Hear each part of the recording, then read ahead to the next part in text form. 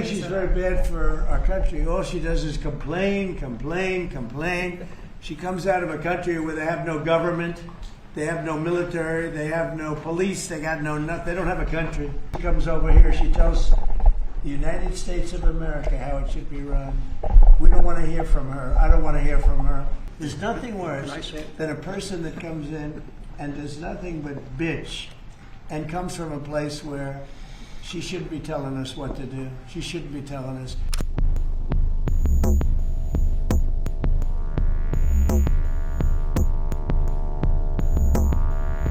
Pointing out, talking about in Minnesota specifically, there have been some reports resurfacing and circulating even by your own administration alleging Ilhan Omar's marriage to her brother, and this would be a fraudulent situation if there in fact is found to be fraud in a situation like that. Would you like to see her denaturalized or others who have similarly committed? Well, I think she's very bad for our country. All she does is complain, complain, complain.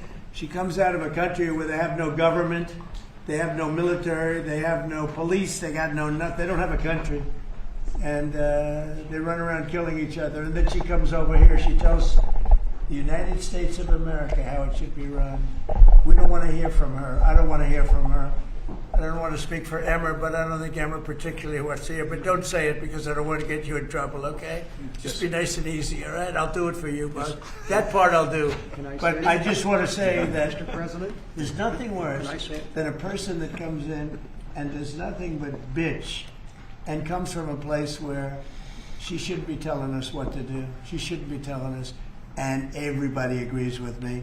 And what's happening in Minnesota with Somalia, where billions of dollars is being stolen, right, like candy from a baby, we're not going to let that go on. And it's too great a state to have that happening. And guys like Tom Emmer and others, Pete Sauber, guys like them, they're going to stop it. And they're going to be given the authority to stop it. Because this country's not going to put up with it. Mr. President, do you plan to withhold funding? You've talked about land strikes happening soon. Is there anything at this point that can prevent that? And is the objective, if you make that decision? Well, I don't want to say that, but it's not only land strikes on Venezuela. It's land strikes on horrible people that are bringing in drugs and killing our people. You know, if we were in a war and we lost 300,000 people in a year, because that's what the real number is. It's not 100. You know, you keep hearing 100. And it's a lot worse than that because the families are devastated when they lose their child.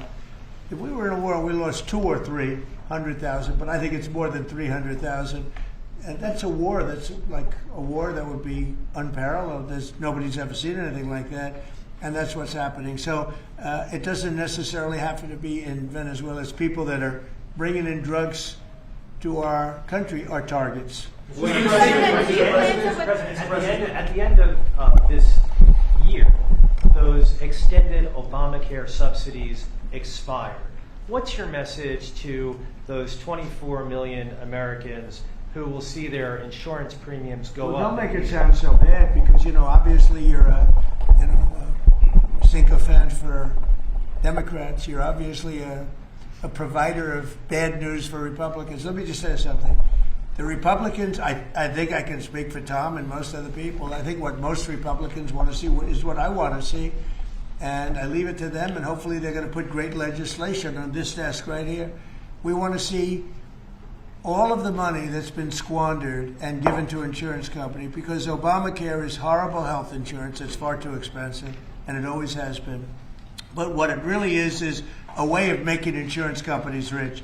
We want the money not to be paid at all to insurance companies. You know, insurance companies have gone up 1,700% over a short, meaning the stock, 1,700% over a short period of time. And they've taken in hundreds of billions and even trillions of dollars. And we want the money to go to the people. They'll go in the form of a insurance account, healthcare account, or any other form that we can create. We have a lot of different forms. We want to give the money to the people and let the people buy their own great health care. And they'll save a lot of money, and it'll be great. Now, the problem we have is that the Republicans are not at all controlled by the insurance companies. But you know who is? The Democrats. The Democrats have received hundreds of millions of dollars They're totally controlled by the insurance companies, so we might not get too many of their votes. But I actually think we'd get some Democrat votes. So I don't know how you feel about it, Tom, but everybody wants to see this happen. Everybody. I put it out, and all of a sudden, we've taken over in a positive way. The Republicans have taken over health care in a positive way.